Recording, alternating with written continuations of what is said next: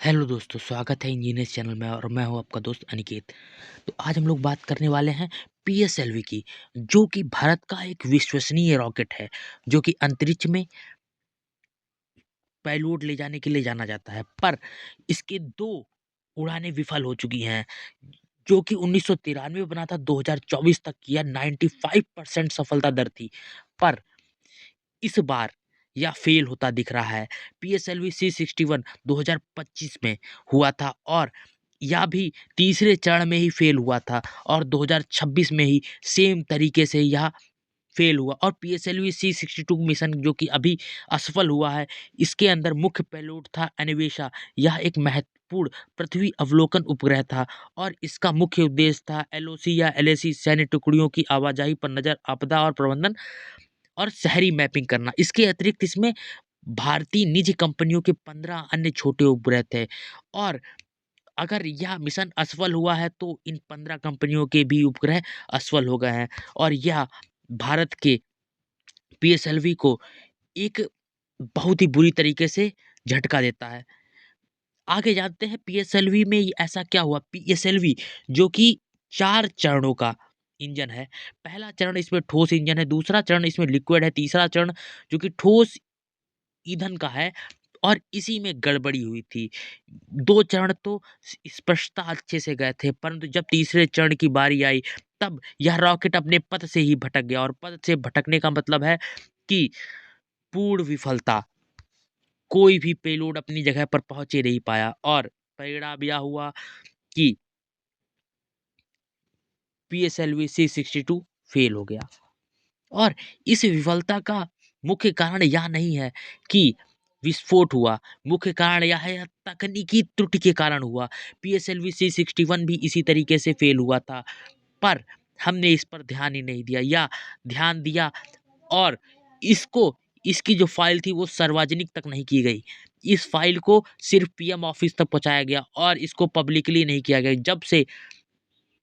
जब से पहले इसरो की फाइल्स जो कि गड़बड़ियाँ होती थी उनको सार्वजनिक किया जाता था, परंतु अभी ये नियम चालू हुआ है कि ये सार्वजनिक नहीं की जाती और सीधे पीएम ऑफिस में भेजा, जिससे कि तकनीकी साख और प्रतिष्ठा पर सवाल खड़े होते हैं।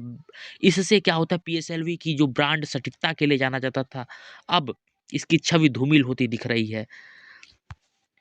और सबसे बड़ा झटका लग रहा है व्यावसायिक झटका, जो कि भारत की न्यू स्पेस इंडिया लिमिटेड, जो कि एक लिमिटेड कंपनी थी, जो कि विदेशों से व्यापार इसरो के पास लगी थी, उसको एक झटका लगेगा क्योंकि पीएसएलवी 2 बार फेल कर चुका है। पर ऐसा नहीं है कि दुनिया के सारे रॉकेट हमेशा ही सफल होते हैं, सारे रॉकेट ही फेल होते हैं और पीएसएलवी का देखा जाए तो रिकॉर्ड बहुत ही अच्छा है। और इससे मेन दिक्कत ये भी आती है कि रणनीतिक और राष्ट्रीय सुरक्षा और चिंताएँ बढ़ती हैं। क्या भारत तुरंत ही किसी विशेष खतरे के लिए रॉकेट लॉन्च कर सकता है या एलओसी या एलएसी की सिक्योरिटी के लिए अन्य रॉकेट तुरंत ही लॉन्च कर सकता है? ये भी देखने वाली बात होगी। और आगे की राह में हम इंजीनियरिंग सबक ले सकते हैं इस पे कि हमने क्या त्रुटियाँ की हैं, उनको सही तरीके से, सही ढंग से अगर हम करेंगे, तो हम एक बेहतर भविष्य की ओर जाएँगे। और सबसे बड़ी बात है कि इसरो सिर्फ पीएसएलवी नहीं है, इसरो एलवीएम 3 की स एलवीएम 3 रॉकेट बनाता है, जो इस समय शानदार सफलता की ओर है। ये एलवीएम 3 ने अपना अब तक का सबसे भारी पेलोड 6.1 टन सफलतापूर्वक लॉन्च किया है। यह इसरो की उन्नत और भारी प्रक्षेपण क्षमताओं को प्रदर्शित करता है। पर पीएसएलवी में हुई यह तकनीकी चोट कहीं न कहीं इसरो की